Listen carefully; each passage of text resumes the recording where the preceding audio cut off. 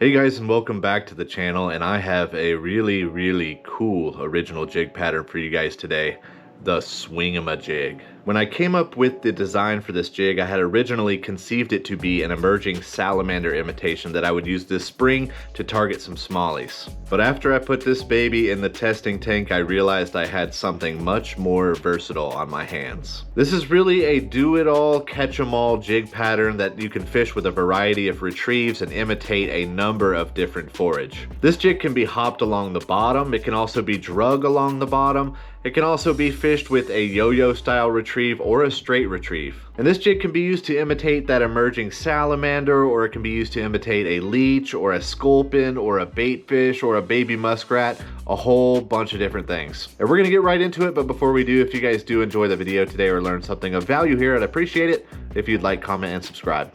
Our hook for today is a Gamakatsu B10S Stinger hook. And I'll leave links to the hooks and all of the materials that we're going to be using today down in the description of the video. And to get started today, we're going to lay down a base layer of thread from the eye of the hook all the way down the shank to the start of the hook's bend, and we're going to be tying with Danville's 210 denier flat wax nylon.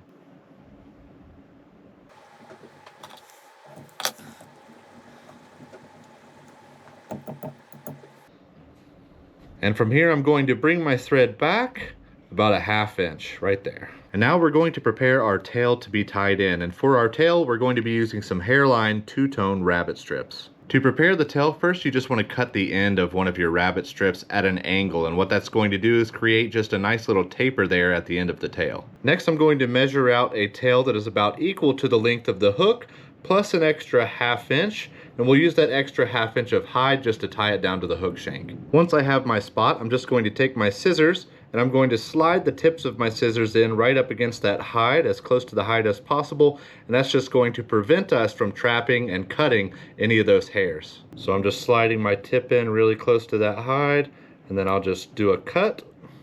Now that we have our tail cut, I'm just going to use my fingers to remove the hair from the first ½ inch of that hide.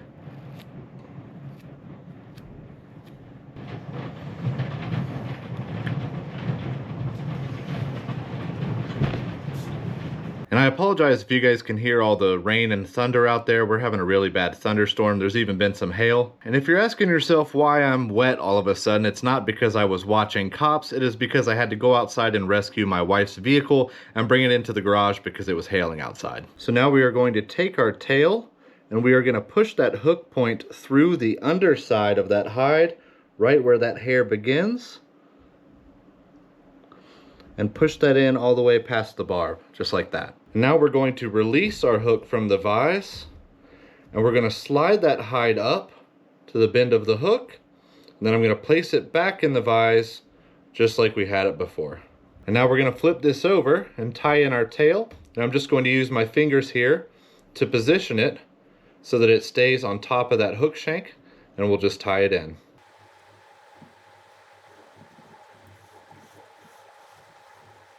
Now I'm just going to move my thread up a little bit out of the way here. Now I'm going to use my Solarez Bone Dry UV resin just to add some security to those wraps. And then we'll just hit that with our torch. And now I'm going to flip this over, and we're going to use some more of our bone dry resin on the base of the tail, just about a ½ inch section here. And by using that UV resin on the base of our tail, it will stiffen up that section just a little bit, and that will prevent it from fouling up on our hook.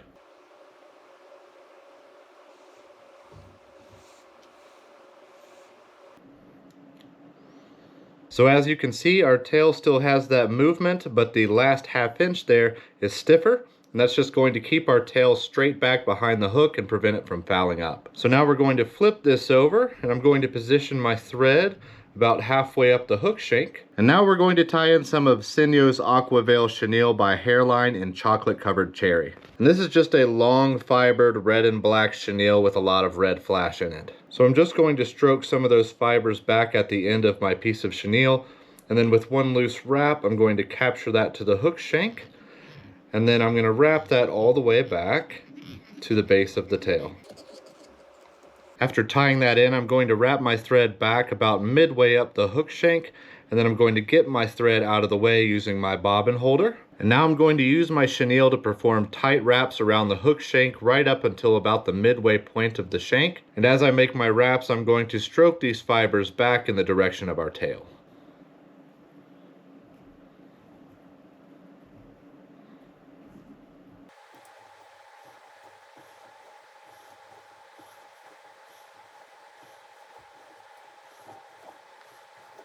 After reaching the midway point, I'm just going to use my thread to tie off the end of that chenille by wrapping underneath it a couple of times.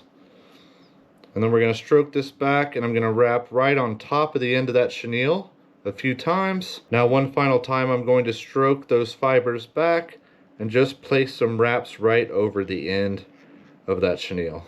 And now we have all these fibers nice and laid back in the direction of our tail. And now we're going to tie in another rabbit strip, but this time we're going to tie in a cross-cut two-toned rabbit strip by hairline. The cross-cut strips are cut horizontally from the hide, and as a result, the hair lays down naturally to the side. And one quick tip for you guys, you might be able to see that this strip is a little bit wonky from being bunched up in the package, but that's really easy to remedy if you just grab and pull on the ends of the strip, not too hard to break it, but just enough to stretch it out. And by stretching it, we have eliminated that memory, and it's gone back to being a nice, limp, supple piece of hide. So right here, I'm going to move my thread up to the eye of my hook, just like that. And now I'm going to measure out a piece of this hide at the end that is equal to what remains of our hook shank here. And from that section of hide, I'm going to use my fingers again, just to remove all of the hair.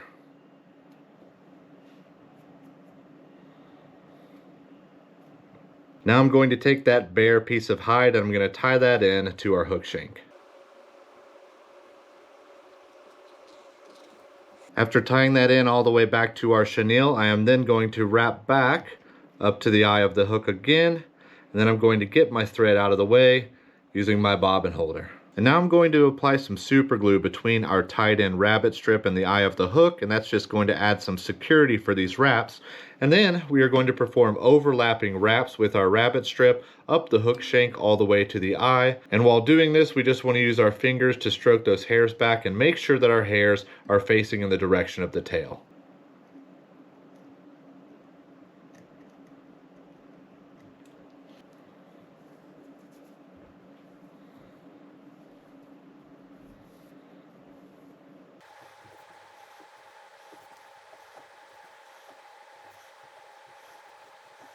Once we've reached the eye of the hook, I'm going to use my thread to just capture that rabbit strip, making sure that I don't trap any hairs here.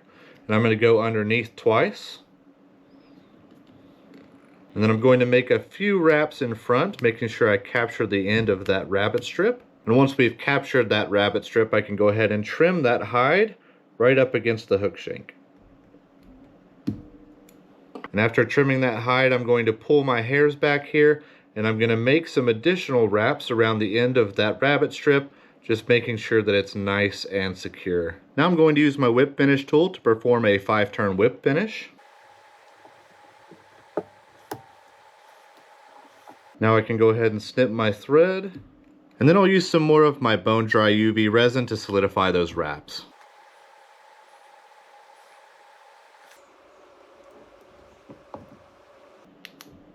Alright, with that last step, we have finished our work with this hook, and now it is time to add the thing that brings the swing. And this is it, the Bright Eye Swing Head by Epic Baits. After I had gotten it in my head that I wanted to tie an articulated jig on a swing head, these really stood out with those bright, realistic eyes. So to attach this, we want to have our tail oriented right side up, that is with the hook point up. And we also want our head to be right side up with the eyes on top, just like that. And where that wire ends on my swing head, I'm just going to insert that into the eye, and I'm going to push that through and spin that head around until it snaps into place with the eyes on top, just like that. You'll know that you've done it correctly when your hook point is on top and your eyes are also on top. And now I'm going to flip this over, and I'm going to remove my hook from the vise.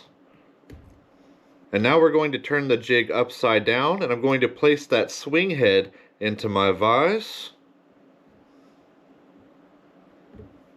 And by placing the jig into the vise upside down, we've kind of tucked this hook point out of the way, and that'll just prevent you from getting stabbed a bunch of times. Now we're going to take our thread and we're going to make wraps from that head all the way down this miniature shank until we reach that snap. And then I'll just trim my excess thread here. And now we're going to use our thread to lock this swing head into our hook. And I'm going to turn my vise here just so you guys can see a little bit better. So I'm going to make alternating wraps behind that snap, and then in front of the snap, and then behind the snap, and then in front of the snap. And I'm just going to do that 4 or 5 times. Now I'm going to move my thread back up to the head, and I'm going to tie in another piece of our aqua veil chenille.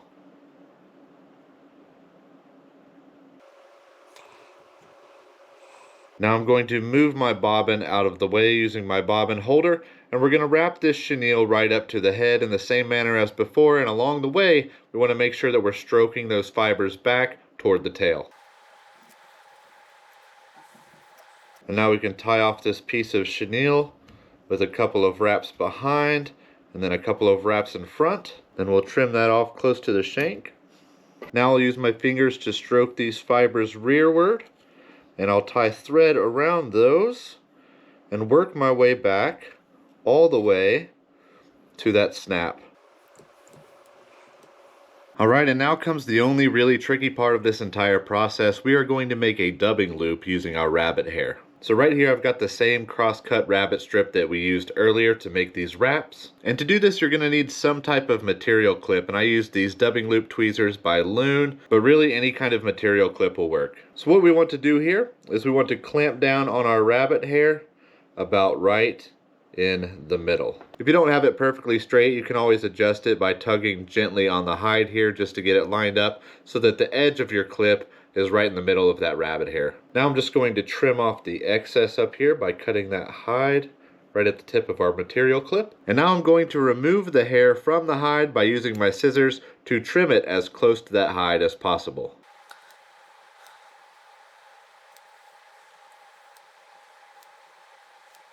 And now that hide's removed, I'm going to use my fingers just to adjust the ends of my hair, and I'm going to pull this a bit further through that material clip. Now we've got our rabbit hair prepared, and I'm just going to set this over to the side. And now with my thread, I'm going to make a dubbing loop about 7 to 8 inches in length, and I'm going to make that right up against the clip of our swing head. So right now I'm holding this loop with my finger, and I'm going to use my bobbin to wrap around that loop one time, and then back up and take my thread all the way down to that jig head. Once I've moved my thread up to the head, I can go ahead and move that out of the way using our bobbin holder. Next, I'm going to take my master dubbing twister here, and I'm going to attach that to my dubbing loop. And before we place our rabbit hair into the loop, we first want to apply some of this Wapsi Premium Dubbing Wax to our dubbing loop. And that's just going to make the dubbing loop a little bit stickier and help hold our rabbit hair in place. After applying that wax, we now want to take our rabbit hair in our material clip, and we want to place that gently inside of that dubbing loop, and then we want to pull that dubbing loop tight on our rabbit hair, and then gently again we want to open our material clip and then gently slide that out. You want to be very delicate with this process, because if you do accidentally screw up and pull that rabbit hair out of your dubbing loop, it's very difficult to get that realigned and get it back into the loop properly. So now I've got my rabbit hair trapped in that dubbing loop, and I'm applying good tension here. And what I want to do is to gently use my fingers to coax this rabbit hair until it's really close to the end of those fibers, just like that. And I'm going to repeat that process all the way down this line of rabbit hair. So now, as you can see, my dubbing loop is much closer to the end of that rabbit hair. So now, while continuing to apply tension, I'm going to lay that dubbing loop right over the tip of my finger, and I'm going to give my dubbing twister one hard clockwise spin.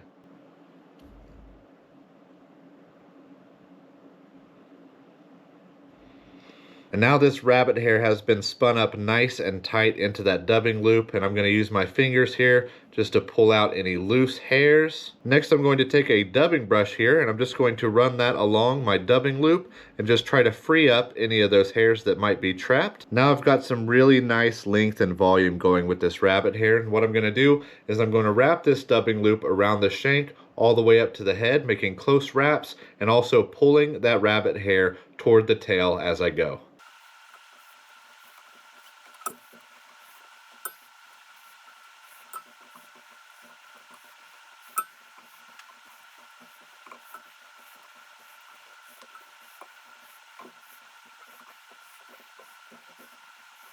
Once I have wrapped that all the way in, I'm going to use my thread now to capture that dubbing loop with a couple of wraps behind, and then a couple of wraps in front, and then I'm going to trim that dubbing loop right up next to that head.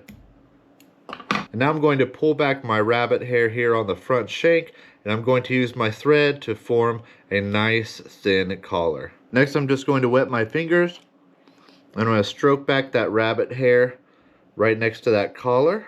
And with that out of the way, I'm now going to perform a 5-turn whip finish.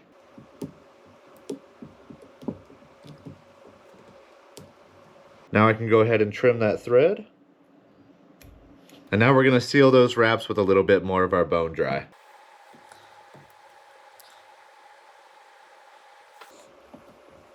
And now we can go ahead and remove this bad boy from the vise. And there we have it, guys, the Swingamajig, just a really cool articulated pattern with a ton of movement. And I asked you guys to help me name this color pattern the other day, and I got a lot of creative answers, but my favorite one was from Joe from Live to Fish, and it was Wade Wilson. And Wade Wilson, of course, is the alter ego of Deadpool, which is just a really badass name for this red and black color pattern. And some honorable mentions were Red Panda by the Michigan Fisherman and Firefox by Outdoor Conquest. I really like those names as well. And check this baby out, guys. I got one tied up in olive with some green flash. This is more of a natural color pattern. And I don't have any creative names for this pattern, but this is more of your natural pattern for clear water. And then this red one over here, this is going to be more for your stained water. And both of these jigs are going into my 100 jig giveaway. If you didn't know already, at 5,000 subscribers, I'm going to be giving away 100 hand-tied jigs for a variety of species. So if you want to be eligible to win that, all you got to do is subscribe so you know when the giveaway goes live. Now let's put the Swingamajig in my tiny testing tank and see how it performs.